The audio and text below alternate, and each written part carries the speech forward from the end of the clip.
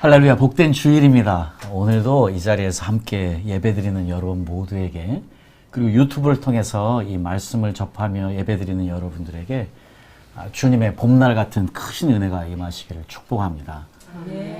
정말 오는데 벚꽃이 서울에도 활짝 피어서 얼마나 좋은지 모르겠습니다.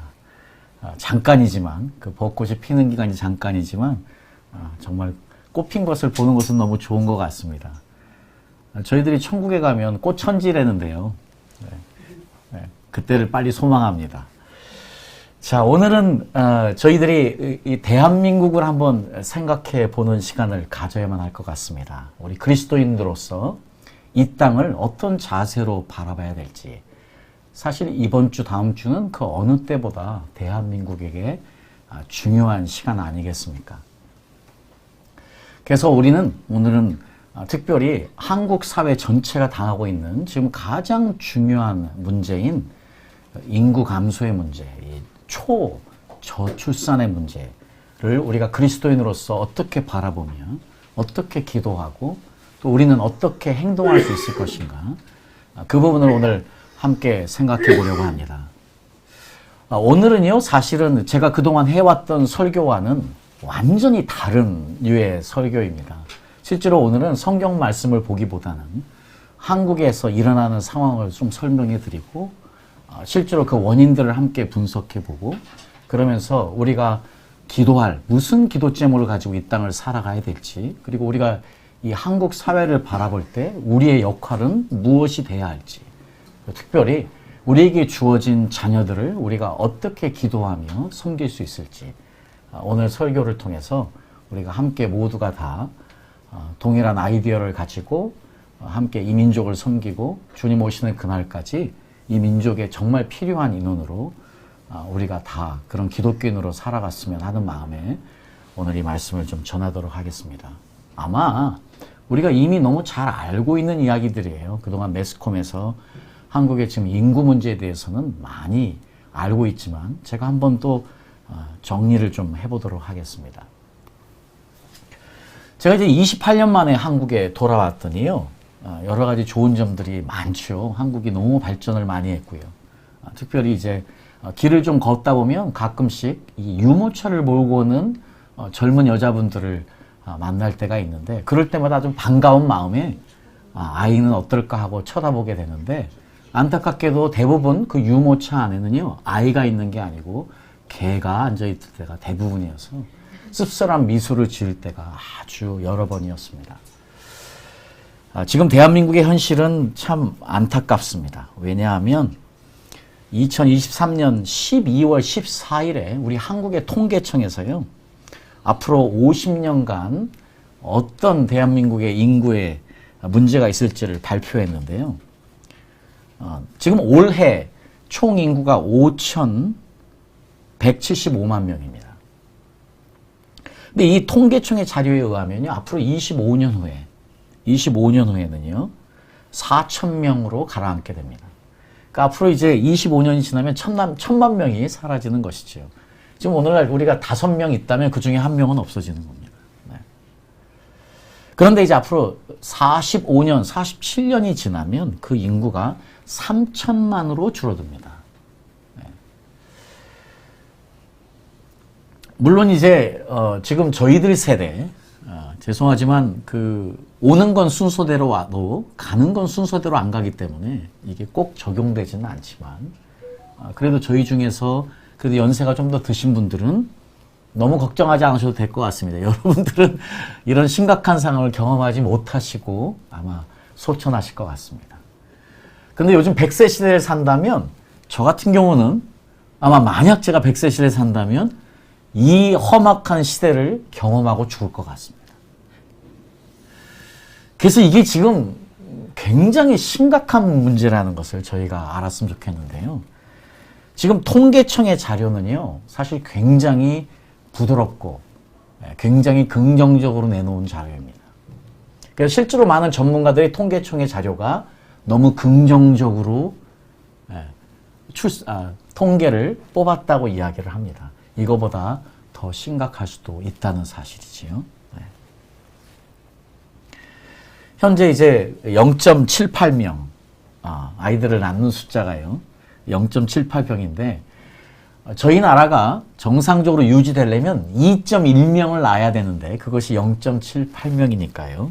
이게 어떻겠습니까? 상당히 심각한 문제죠. 1984년부터 저희들이 사실은 인구 감소 문제를 경험했는데, 정부가 너무 늦게 깨달았고, 좀 늦게 시행했습니다. 그럼에도 불구하고요, 2005년부터 지금까지 이 출산을 장려하기 위해서 직접적으로 간접적으로 정부가 쓴 돈이요 332조입니다. 거의 우리나라 1년의 예산을 썼습니다. 엄청난 돈을 썼는데 안타깝게도 효과는 없었다는 것이죠. 네. 재밌는 이야기로요, 얼마 전에 그래서 이제 대한가족보건협회에서 123 운동을 했대요. 결혼 후 1년 내 임신하고 2명의 자녀를 낳고 30세 이전에 낳아 건강하게 잘 기르자 하는 123 운동을 했답니다. 예. 그랬더니 이게 나오니까요. 여기에 반응해서 국민들도 좀 살아보자 협회에서 이렇게 123 운동을 했답니다. 하나 기르기도 힘든데 둘씩이나 낳자니 혹시 IQ가 30? 자, 이걸로도 모자라서요. 1, 2, 3, 4 운동까지 나왔습니다.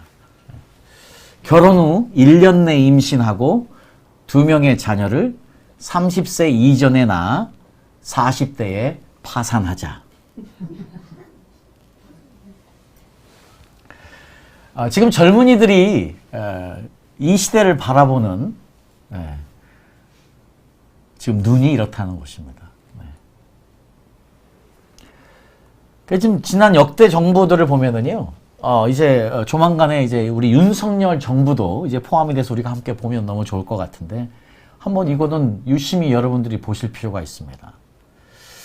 그 노무현 정부 때만 해도 낮아지다 그래도 높아졌어요. 네, 이명박 정부 때도 낮아졌다가 높아졌어요.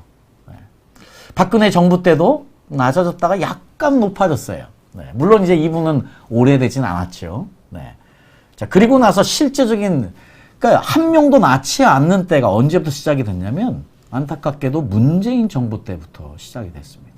아주 급격하게 내려가기 시작하죠. 뭐 여러 이유가 있겠죠. 오늘 이제 문제들을 살펴보겠습니다. 네. 엄청난 문제의식을 가지고 뭔가를 해보겠다고 했지만 전혀 통하지 않고 오히려 굉장히 상황들을 악화시킨 것이 지난 정부이네요. 네. 자, 무엇이 이런 것들을 이야기했는지 우리가 조금 더 살펴보도록 하는데, 중요한 것은 앞으로 2070년이 되면 노인의 인구가 50%라는 거예요. 이 땅에 살아가는 노인의 인구가 50%라면 이것은 우리나라의 경제에 엄청난 사실은 부담을 주는 지금 현상이거든요. 지금 우리 주영이도 종인이도 종윤이도 와 있는데, 사실 저희들까지는 그래도 그냥저냥 살다가 죽을 수 있지만, 지금 우리 다음 세대인 지금 우리 주영이와 종인이, 종윤이는 심각한 문제 있을 수 있습니다. 사실이요, 그 전에 주님이 빨리 오시기를 기도합니다. 차라리 그런 날 오기 전에 주님이 빨리 오셨으면 좋겠는데, 지금 대한민국은 굉장히 심각한 상태에 있다는 사실입니다. 그래서 저희들이 지금 무엇이 문제인가, 이 문제를 한번 살펴볼 필요가 있어요. 무엇이 문제인가?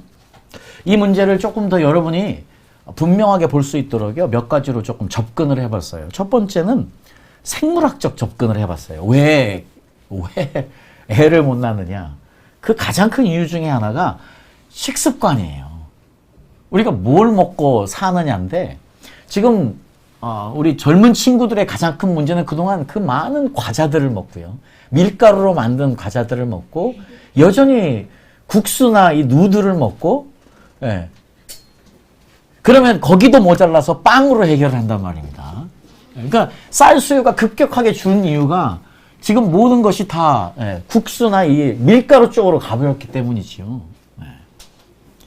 그러니까 실제로는 이것이 굉장히 큰 불임의 원인이에요, 한국에서는요. 그런데 이제 문제는 그러면 이태리 사람들은 매일 파스타 먹고 매일 밀가루 먹는데요, 이 영국 사람들도 주식이 빵인데요. 서양 사람들은 주식이 빵인데 그러면 이게 말이 안 되잖아요. 그 사람들 애 잘 낳고 사는데 우리보다 훨씬 많이 낳고 사는데요. 네. 저는 이 문제를 압니다. 왜냐하면 저 영국에 있어봐서 알아요. 영국에 있을 때요, GP에게 가서 위가 안 좋고 소화가 잘 안 된다 그러면 웃으면서 GP가 그렇게 이야기합니다. 가서 토스트 먹어. 빵 먹으라고 그래요. 왜냐? 영국은요, 뭐 나는 것도 별로 없지만 그래도 밀이 납니다. 그러니까 영국에서 빵은요, 방부제가 들어있지 않은 밀가루를 사용합니다. 지금 우리가 왜 빵이 큰 문제냐? 왜 밀가루로 만든 그 과자, 이 모든 것들이 우리를 지금 이 죽음으로 몰아가고 있느냐 하면 그것이 방부제 때문이에요. 그러니까 사실 우리가 밀가루를 먹을 때마다 그 수많은 방부제가 들어오는데 그것이 아주 우리에게 영향을 끼니까 빵을 먹으면 소화가 잘 안 되고 우리 장기가 직접적으로 반응을 하는 것이지요. 제가 한국에 와서 깜짝 놀란 사실이 하나 있습니다. 어떤 사실이냐면 저는 지금 우유 회사에 다니시는 분들에게 꼭 좀 물어보고 싶어요. 도대체 한국 우유에는 뭘 집어넣길래 한국 우유는 어쩜 한 달이 지나도 유효기간이 한 달이 지나도 아무렇지 않은 우유를 만들어내냐 하는 것입니다. 영국에서는요, 그 유효기간 지나면 그 한 이틀만 지나도 바로 씌어서 먹을 수가 없습니다. 한국 우유는요, 한 달을 내놓고 먹어도 아무 문제가 없어요.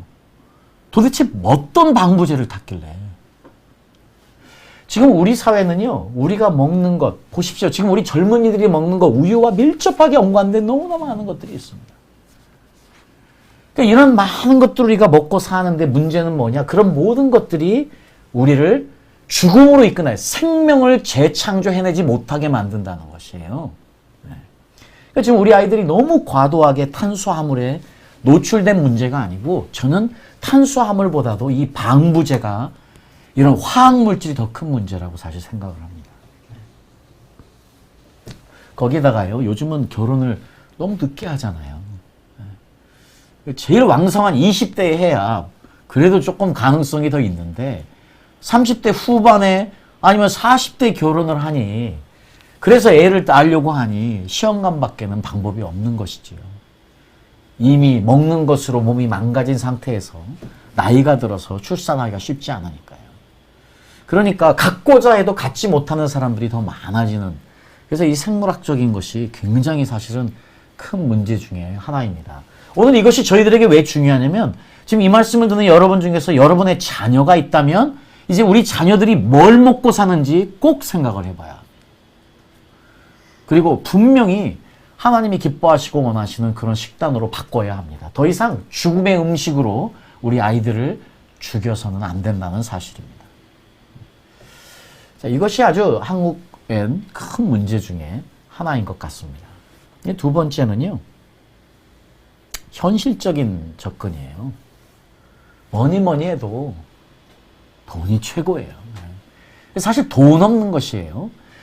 돈이 제일 문제예요. 그래서 이제 그동안 그 서베이들이 있어 왔는데요. 젊은이들에게 왜 애를 안 낳니 했더니 결혼 후 발생하는 비용의 부담. 우리나라 결혼식이 미쳤지 않습니까? 뭐 1억이 들고 뭐 정말로 우리 아내가 몇 번 저에게 경고를 했는데 제발 순한 말을 쓰라고요. 진짜 미치고 환장합니다. 이런 거 보면 우리나라 돌아가는 상황이. 결국은 돈 때문에 못 갖게 되는 모든 상황이 되면서 보세요. 취업난, 부족한 소득, 결국 다 돈 문제거든요. 다 돈 문제, 경제적 부담이 제일 커요. 경제적 부담이 제일 큽니다. 사실 그런 문제에서 이제 국가가 할 수 있는 일은 있죠. 그러니까 지금보다요, 실제로는 이 어느 때보다도요, 국가가 이 문제에 총력을 기울이지 않으면 앞으로 심각한 상황을 옵니다. 지금 우리 다음 세대니까 내일이 아니라고 지금 쉽게 생각하면 너무나 안 되는 것이 이 속도가 너무 빨리 진전되고 있다는 것이에요. 그래서 정말 우리가 민족을 사랑한다면, 그리고 적어도 이 대한민국 사람으로 부름받은 우리는 이 민족을 위해 기도해야 되고 이 민족을 위해서 하나님의 뜻을 이루는 사람들이기 때문에 이 문제가 남의 문제가 아니고 내 문제여야만 합니다. 우리는 지금 기도 가운데 우리 자녀들을 바라볼 때 이 문제를 놓고 심각하게 기도해야 될 필요가 있는 것이고요. 무엇보다도 이제 지난 문재인 정권 때, 지금 지난 문재인 정권 때 우리가 계속해서 너무나 낮아지는 것을 봤는데, 그 가장 큰 이유가 어디 있을까요? 두 번째 문제가 주택 문제거든요. 지금 이 주택이 그때 이후로 어쨌든 너무나 올랐기 때문에 거의 100%가 올랐지 않습니까? 그러니까 애를 낳고 싶지 않은 거지요.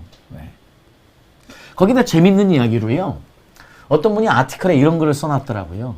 이 출생 후에 오늘은 요즘은 이제 출생하면 옛날에는 이제 부모님들이 와서 돌보기도 했지만 요즘은 전부 다 산후조리원에 보내지 않습니까? 근데 이 산후조리원이요, 200만 원을 한대네요?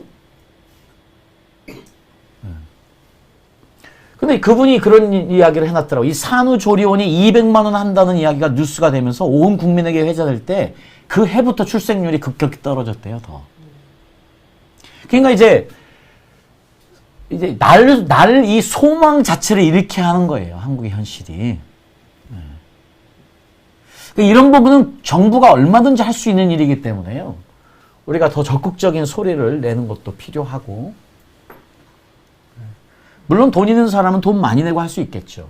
국가가 더 적극적으로 이런 산후조리원을 지원하든지 해서 돈이 없는 사람도 충분히 비슷한 것들을 누릴 수 있도록 하는 것도 좋은 문제인 것 같고요. 그러니까 지금처럼 어설픈 것들은 통하지 않는다는 사실이기 때문에 무엇보다도 구체적으로 정부가 할 수 있는 일은 돈을 붓는 일, 투자하는 일이기 때문에 그 일만큼은 정부가 더 적극적으로 하는 것을 우리도 알고 목소리를 내야만 될 것 같습니다.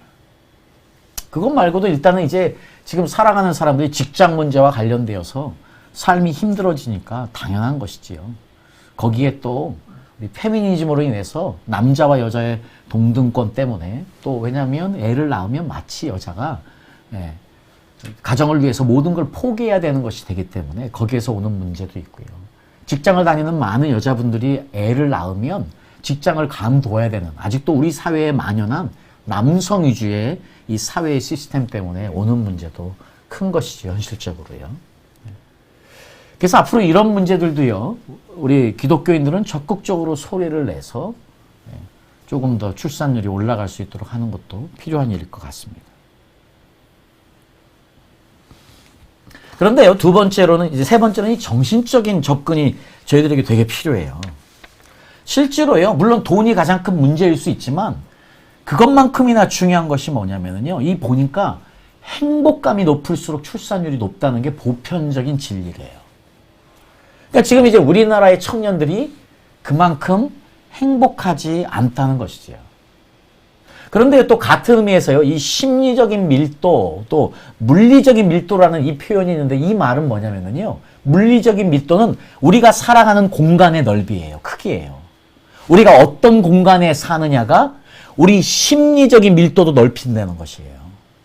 그래서 지난 정부 때 제가 지금도 그 뉴스를 기억하는데 대통령이 가서 청년들을 위해 지었다는 9평짜리, 제가 기억이 9평이었는데 9평짜리 청년들을 지어놓고 대통령이 가서 좋네요 하고, 죄송하지만 2평 꼭 쓰겠습니다, 어문 짓을 했어요. 지금요, 청년들을 9평에다 해놓고요, 너 이런 자그만 집에 살아. 왜냐면 지금 이 물질적인 밀도는요, 심리적인 밀도와 함께 연관이 되어 있어요. 그러니까 내가 작은 곳에 살면은요, 작은 곳에 있으면 거기에서 더 이상 더 많은 사람을 불러들일 아무런 소망이 안 생기고 마음 자체가 안 생기는 거예요. 그래서 정말 중요한 앞으로 주택정책은요, 우리 청년들을 위한, 앞으로 신혼부부를 위한 정말 중요한 주택정책은 9평짜리를 만들어내는 게 아니에요. 최소한 20평은 돼야죠. 그래서 채워야 되겠다는, 이 남는 공간을 채워야 되겠다는 그런 심리적인 축복을 줘야 되는 것이 국가가 해야 되는 일인 것 같아요. 그렇습니다. 그 여러 가지 지금 이제 뭐 생존 본능 때문에도 그렇다고 그래요. 이 땅을 지금 살아가는 것 자체가 힘드니까요. 이 사는 것이 힘들어지면 자기가 살아야 되는 것이 우선이기 때문에요. 예, 생존 본능이 발동하게 된대요.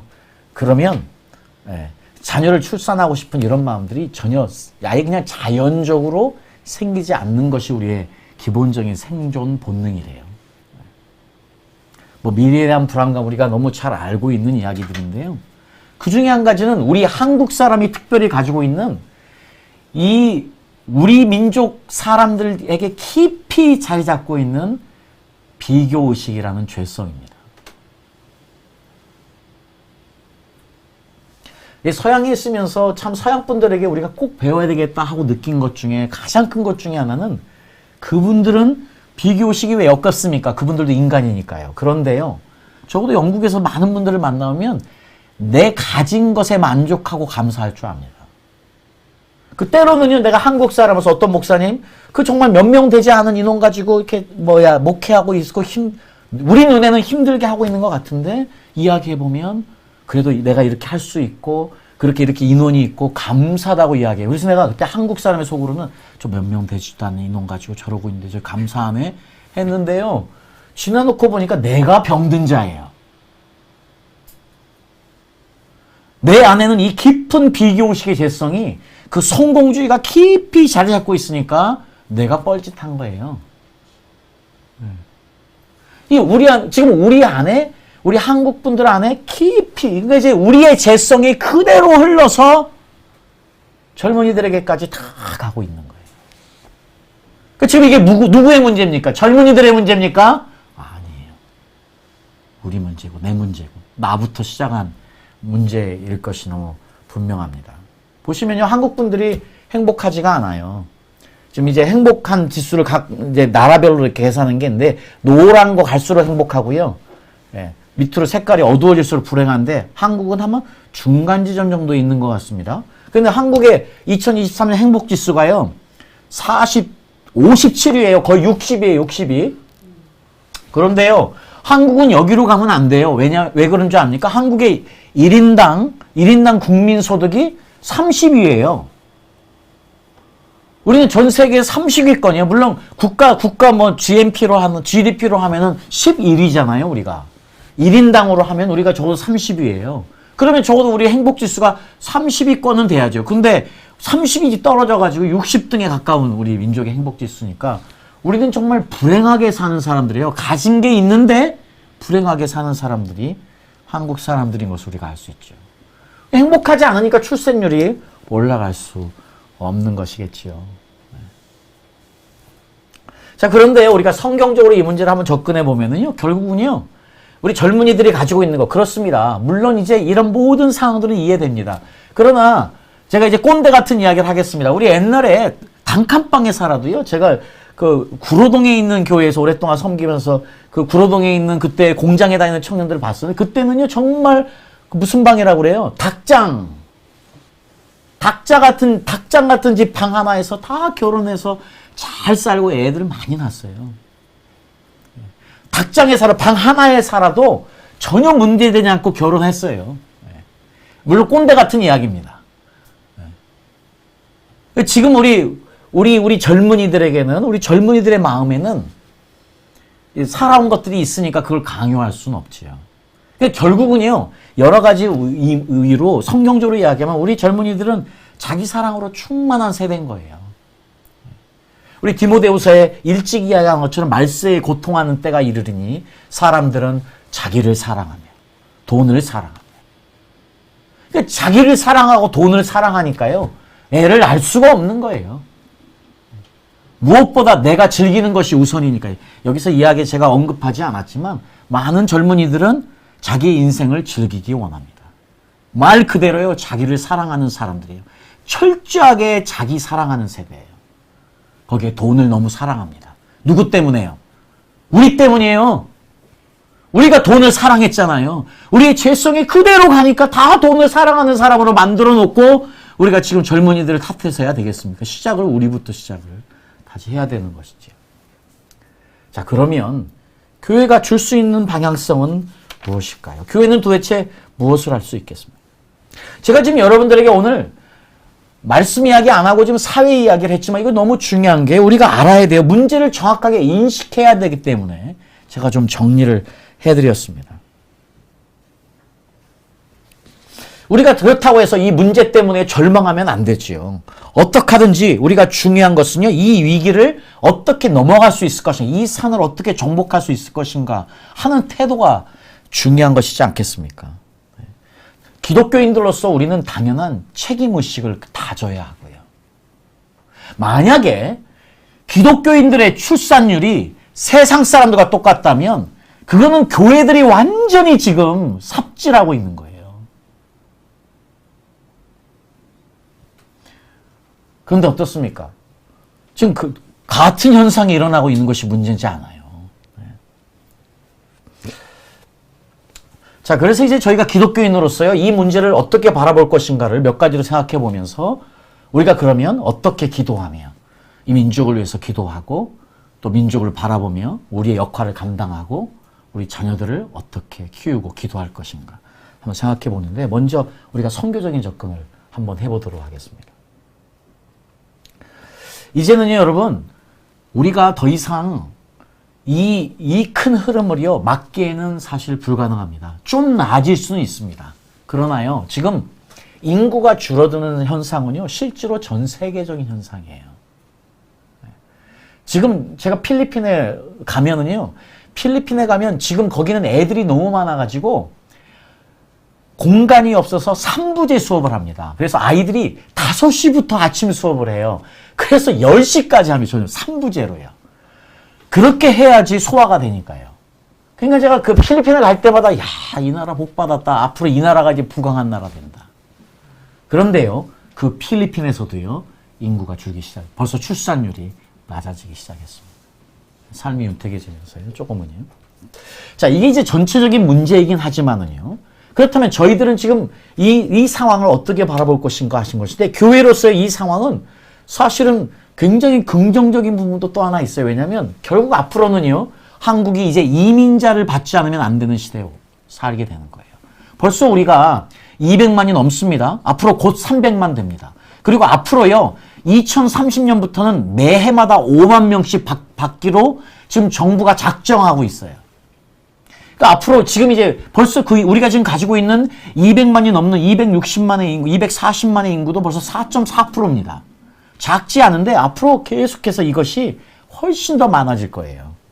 여러분, 지금 작년에 한국에 왔던 유학생의 숫자가 21만 명입니다.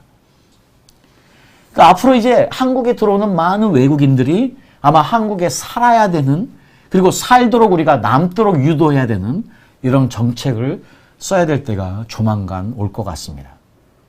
그렇다면 저희 교회는요, 앞으로 어떤 걸 준비해야 되느냐? 이제 우리는 더 이상 단일민족 외치면 안 돼요. 이제 우리의 상황은요, 더 이상 우리 같은 사람들끼리 모여 산다고 생각하면 안 돼요. 이제 우리는 흑인을 보고도요, 이제 우리 다른 사람을 보고도 편안하게 느끼며 살아야 될 때가 옵니다. 어차피 이게 성경적이에요. 어차피 우리 모든 그리스도인들은 내 가족, 내 민족을 위해서만 부름받은 게 아니에요. 우리는 열방을 위해서, all nations를 위해서 부름받은 사람이잖아요. 그러니까 우리가 그동안 단일민족으로서의 긍지를 갖고 살아왔지만 이제 우리는 이 껍질도 벗어야만 되는 때가 온 것이에요. 이제 앞으로 우리는 더 적극적으로 함께 어떻게 살아갈 것인가를 고민해야 되는 때가 왔습니다. 함께 어떻게 살아가야 될 것인지. 그래서 이 틀을 벗는 것이 쉽진 않지만 이제는 우리가 그 문제도 함께 내려놓고, 그리고 앞으로 계속해서 밀려올 그 외국인들을 우리가 어떻게 선교할 것인가. 더 이상 이제는요, 보내지 않아도 되는 때가 오는지도 몰라요. 그래서 지금도 그런 사역을 하고 있는데, 안타깝게도 한국 교회들이요, 마치 선교사는요, 한국에 있으면 안 되는 줄 알고 한국에 돌아와서 일을 하는 선교사들의 사역비를 다 끊어요. 절대로 그런 짓 하면 안 됩니다. 왜냐면 지금 한국 안에 있는 그 많은 외국인들을 위한 선교가 너무 중요한 때예요. 앞으로는요, 나간 선교사들을 불러가지고 그들을 세워서 일하도록 해야 되는 때가 지금 벌써 시작이 됐어요. 그때를 우리가 준비해야 되는 것이고요. 그리고 가능하다면은요, 지금 유입되는 그 이민자들의 95%가 다 기독교가 흥황하지 않은 나라에서 오거든요. 그러니까 어쨌든 그분들에게 선교하는 것이 너무 중요한데, 그렇지만 앞으로를 위해서는요, 교회가 해야 될 역할들이 있습니다. 이왕 받을 거면, 물론 안 믿는 사람을 와서 예수 믿게 하는 것만큼 좋은 건 없지만, 이왕 받을 거면 좋은 그리스도인들을 받는 것도 중요한 방법 중에 하나입니다. 사실은 이런 일들은 이미 나가 있는 한국의 선교사님들과 함께 동역하면서 한국교회가 정부와 함께 일하면서요, 좋은 믿음의 사람들이 한국에 와서 함께 공동체를 만들고 정착할 수 있도록 하는 것, 이것도 아주 중요한 방법 중에 하나라고 생각을 합니다. 한국교회가 생각해 봐야 되래요. 네. 그렇습니다. 이제 더 이상 우리는 우리만의 민족으로 살아갈 수 없는 때입니다. 이제 우리가 우리의 마음을 넓혀서요, 열방을 받을 수 있는 마음, 선교하는 대한민국이라면 이제 오는 모든 외국인들과 함께 살아갈 수 있는 넓은 마음 또한 갖는 그리스도인들로 우리가 변화돼야 되고, 우리 교회들이 거기에 열려 있어야 되고, 기도해야 되고, 그리고 그런 기회가 있다면 적극적으로 이방인 선교를 함께하는 그런 교회 모습으로 변화되는 것만이 앞으로 변화될 한국 사회에서 한국 교회가 제대로 된 역할을 해내는 것인 줄 믿습니다. 그리고 우리가 두 번째로는요, 윤리적인 접근을 해봐야 됩니다.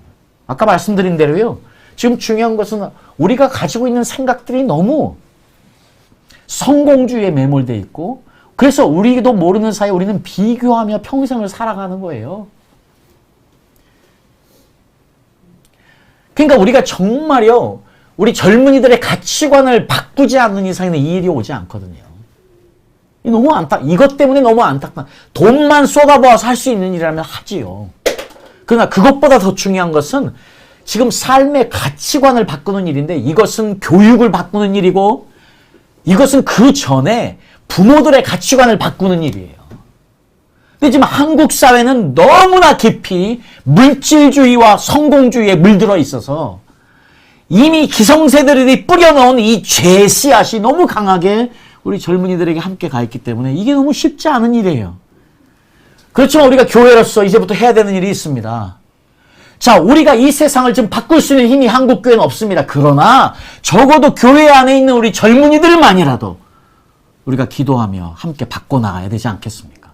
우리가 함께 이 문제를 내놓고 회개하면서 주님께 통곡하며 기도하며 주님이 우리 젊은이들에게 역사하시도록 기도해야 되지 않겠습니까?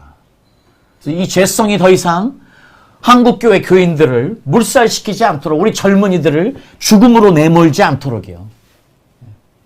정말 믿음으로 살아가는 사람들이 되어서 교회 안에 우리 젊은이들이 결혼을 할 뿐만 아니고 많은 또 자녀들을 출산하며 하나님의 축복을 누렸으면 너무 좋겠습니다. 이 바른 가치관을 확립하는 것은요, 몇 년이 걸리냐면 100년이 걸린다고 그래요. 왜냐하면 이게 교육을 통해서 나오는 일인데, 교육에 원래 원하는 그 가치관이 제대로 투영되는 것이 3세대가 지나는 것이래요. 그래서 100년이래요. 어쨌든 뭐 우리나라는 모든 것이 빠르니까요. 지금 한국 사회가, 지금 한국교회가 놓치고 있는 한국 교육계에 너무나 깊이 뿌리 박혀 있는 지금 반기독교적인 사상들, 그것을 심어놓은 사람들, 그 사람들과 싸움인데 이게 너무 큰 싸움이 돼버렸어요. 거의 불가능한 싸움이 돼버렸습니다. 그들에게 교육을 맡겨놓은 현장, 지금 오늘날 그 모습을, 그 결과를 우리가 지금 안고 살아가지만 좌절할 수 없습니다. 포기할 수 없습니다. 적어도 우리가 이 땅에 목숨이 붙어있는 한 우리는 이 민족의 문제를 올려놔야 되겠고요. 교육의 문제를 올려놔야 합니다. 교육을 위해서 기도해야 합니다. 적어도 아직도 믿음의 사람들이 있다면 그 사람들 통해서 한국교회, 한국교육에 새로운 변화가 일어날 수 있도록 해야 되는 것입니다.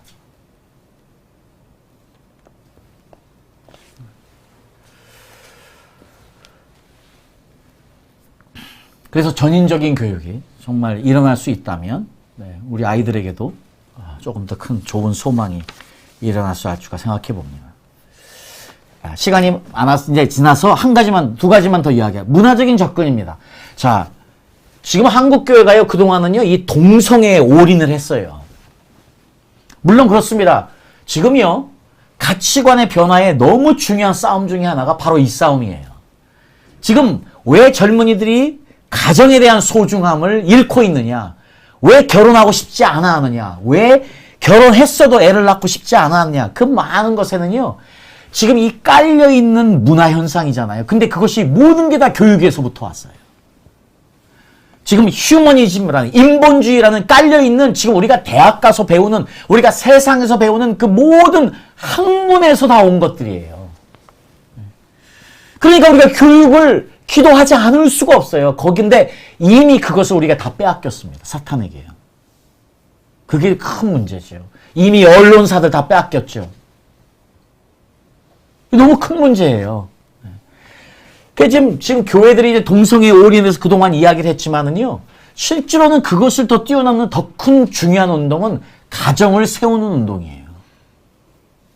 동성애에 대한 싸움이 왜 중요하냐? 이런 것들이 만연하게 되면 결국은 가정이 파괴되는 것이거든요.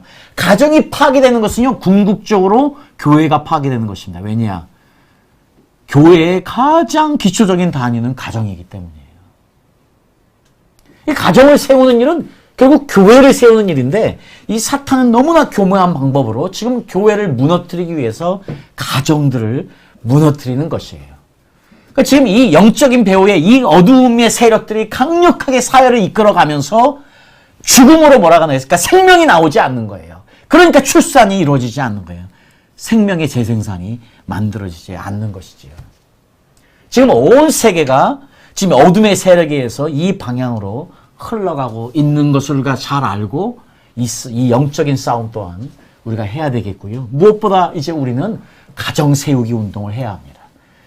동성애에 대한 반대를 뛰어넘어 더 큰 의미에서 가정을 세우고 지키는 운동이요. 가정이 귀하다고 가치관을 세우는 운동이요. 그래서 가정을 만들도록 하는 운동이요. 이것이 우리에게 문화적으로 너무나 중요한 한 가지 접근이 될 줄 믿습니다.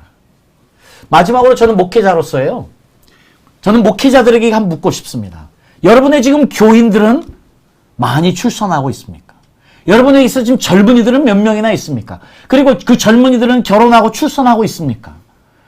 저는 그래서요, 정말로 지금 중요한 것은요, 내가 지금 어떤 목회를 하고 있냐인데, 저는 그것을 감히 생명 목회를 하고 있느냐 아니냐의 문제라고 생각을 해봅니다. The Spirit gives life. 성령은요, 생명을 주는 것입니다. 결국은 교회가 성령 충만하면요, 결국은 목회자가 성령 충만하면요, 그래서 교인이 성령 충만하면요, 성령님은 무엇을 하시느냐? 생명을 주시는 분입니다. 우리의 영을 살리는 joy life, 그 생명뿐만이 아니고요, 영과 혼과 육을 살리는 생명을 주시는 분이에요. 성령이 역사하면 그 성령은 생명을 탄생하게 하는 것입니다. 이것은 너무나 자연스러운 현상이에요. 만약에 교회에서 출산율이 올라가지 않는다 하면 그것은요, 성령이 없다는 증거예요. 성령 충만한 교회는 자동적으로 생명을 만들어내기 때문입니다. 그래서 이제 목회 현장에서 성령 충만한 목회자, 성령 충만한 교회는요, 옵션이 아니에요. 이거는 절대로 해야만 되는 일이죠. 이 마지막 때에 정말 그 어느 때보다 한국교회가 생명 목회에 올인해야 될 때라고 믿습니다. 생명 주시는 성령에게 집중하는, 성령에 살고 있는, 성령 시대에 살고 있는 우리들이 이 성령을 잊어서는 안 되겠습니다. 성령 충만만이 답입니다. 성령 충만만이 지금 이 민족에게 소망을 주는 빛이 될 수 있습니다. 지금 한국교회 잃어버린 기도운동이 이렇습니까? 성령이 없어진 것이지요. 다시 한번 한국교회에 성령의 바람이 불도록 저희가 기도해야 되겠고요. 내가 섬기는 교회에 이 생명의 여기신 성령이 역동적으로 역사함으로 생명의 목회, 생명의 교회가 이루어지고 만들어지는 것. 그래서 생명은 자연적으로 재생산을 해내는 것을 경험하는 것을 우리가 먼저 교회부터 경험함으로 인해서 세상에 빛이 되는 한국교회 되기를 정말 예수님의 이름으로 축복하며 기도합니다. 네. 자, 그래서 이제 우리가 목회 현장에서요, 이제는 정말 우리가 생각해야 될 것이 있습니다. 이제 젊은이들은 이 땅에서 갈수록 사라집니다. 2016년에 1355만 명이었던 사람들이요, 이제 조만간 897만 명으로 줄어듭니다. 이제 교회가요, 지금 청년이 없어진 때가 상당히 오래되었죠. 몇 명 남지 않은 청년들이 얼마나 우리에게 귀한 사람들인지 모르겠습니다. 생명 목회와 함께 이제 우리는요, 우리 젊은이 선교에 올인을 해야만 합니다. 지금 여기에도 작은 우리 공동체의 모임이지만 지금 젊은이들이 3명이나 있네요. 비율로 따지면 지금 어마어마한 겁니다. 여러분, 지금 우리 죽기 전에 우리의 모든 에너지를 어디에 쏟겠습니까? 절대 우리 삽질하면 안 됩니다. 젊은이들에게 쏟아야 합니다. 여러분, 이거는 저희들의 사명이에요. 이제 교회는 우리의 모든 역량을 젊은이와 어린이들에게 쏟아야 합니다. 그러지 않으면 망합니다. 한국은요, 한국교회 망하는 게 문제가 아니에요. 한국이 망합니다. 없어집니다. 다시 한번 우리가 창세기 9장 1절 말씀 읽고 선포하고 마치도록 하겠습니다. 자, 이런 생명의 역사가 한국 땅에서 계속해서 교회를 통해서 이루어질 수 있도록요. 우리 함께 읽도록 하겠습니다. 시작. 하나님이 노아와 그 아들들에게 복을 주시며 그들에게 이르시되 생육하고 번성하여 땅에 충만하라. 아멘. 그렇습니다. 여러분, 이것은 지금 우리 세대의 문제는 아닙니다. 우리는 아마 그래도 괜찮은 시대를 보내고 죽을지 모릅니다. 그러나 문제는 우리 다음 세대부터입니다. 우리 다음 세대, 너무나 큰 문제를 안고 살아갑니다. 솔직히 그 전에 주님 오셨으면 너무 좋겠습니다. 이런 일이 일어나기 전에 이런 일이 경험되어지기 전에 주님 오셨으면 너무 좋겠습니다. 그러나 이 땅에 살아가는 우리 그리스도인들로서 우리는 이 땅의 책임의식을 가지고 역사의식을 가지고 살아가야 되는 것은 너무 중요합니다. 이제 더 이상 내 가족만 위해서, 내 교회만 위해서 기도하는 이기적인 기독교인으로 남아서는 안 됩니다. 여러분, 우리 기도할 때마다 민족을 품어야 되겠습니다. 세계를 품어야 되겠습니다. 그래서 하나님의 뜻이 나를 통해서, 내 가족을 통해서, 내 교회를 통해서 이 전 세계에 이루어지는 것을 우리가 봐야만 하지 않겠습니까? 오늘 그런 이유 때문에 이 한국의 인구 문제는 내가 이제 무엇을 기도하며 민족을 주님 앞에 올려드릴지 중요한 기도 제목 하나를 우리가 얻었습니다. 우리 모두 기도하며 한국교회 이 문제를 심각하게 올려드리면서 하나님이 우리 젊은이들에게 역사하시는 그날, 언젠가 우리가 우리 눈으로 하나님이 우리 젊은이들을 통해서 역사하시는 한국교회의 모습을 다시 볼 수 있는 그날을 소망하며 기도하는 저희 여러분 될 수 있기를 예수님의 이름으로 축복하고 소망합니다. 아멘.